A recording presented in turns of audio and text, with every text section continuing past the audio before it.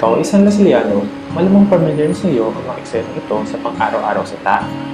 Marahil, familiar ka na sa mga naglilingos at mga paggalang-galang mga bata at matanda. Magbuk ka man siguro may tuturing kung hindi mo sila napapansin. Pero, sino nga ba naman ang papansin sa mga taong kung tawagin ay social outcast?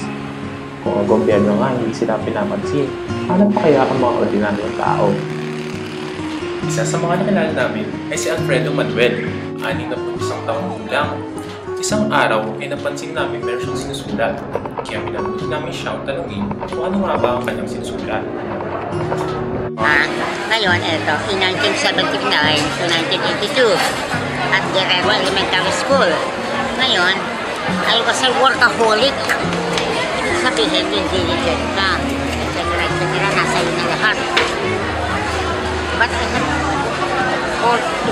I have to force myself to resign due to some complaints or sarcasms, Few months and I took the professional board examination, yung civil service. Si Tatay Alfredo ay naging janitor, nagkaroon ng lisensya sa pagtuturo at sa kasalukuyan isang scavenger. Nag-aral siya sa University of the East at kumuha ng BS Education at kumuha ng EBET o Philippine Board Exam for Teachers at siya ay pumasa.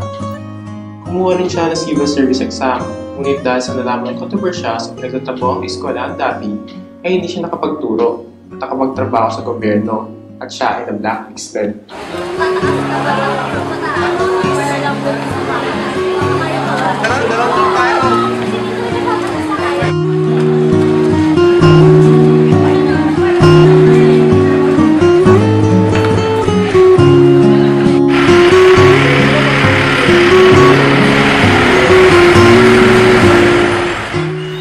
Mula na mas maipalan ang kanyang buhay, ay napilitan si Tatay Alfredo na magbenta na lamang ng basura. Maliban sa pagbenta ng plastic, papel at bote, ay namumulekta din siya at nag-deliver ng dyes sa iba't ibang establishmento araw-araw. Nakakapagbenta din siya ng 55 dyaro araw-araw, kumikita ng 1 peso kada piraso. Halos 5 kilometro ang nilalakad ng 62 years old na scavenger araw-araw sa pamapakain at sarili.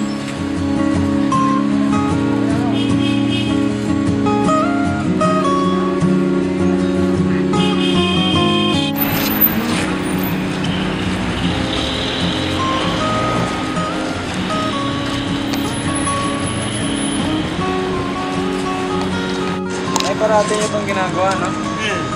Sa tingin niyo ba Namin. anong sa lipunan natin ngayon? Medyo tama to. Tama itong nangyayari.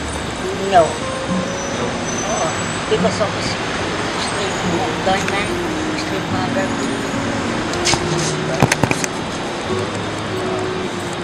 Kita mo naman ang situations mo.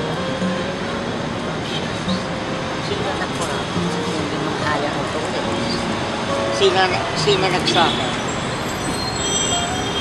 Ang masa, yung subjects. Subjects po yung masa. Oo, yung masa. Yung sinasakupan ng president. Wala akong hustisya, no? No, walang justice. That's no justice. Ano yung mensahe nyo ngayon sa mga kabataan?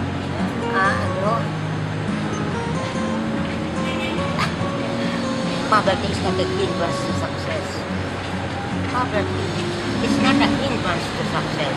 Ang kahirapan, hindi hindrance, hindi blockade, hindi barrier. Kung meron ng yung enthusiasm, yung alertness, yung success in life, yung destiny mo, kinabukasan. Kami patakbo na, hindi ba? Naranasan na namin yung etc. Depression, frustration, trials, etc. Oppression, abuse of authority. Ayon sa poverty report ng World Bank, 8% ang unemployment rate ng Pilipinas mula April 2011. Subalit, 68% sa 27 million na Pilipino ay kumikita pa rin ng mas mababa sa 2,500 pesos buwan-buwan. At isa dito si Tatay Alfredo. Ano nga ba ang magagawa ng tirang 32%? Ano ang magagawa mo para mabawasan ang mga social outcasts?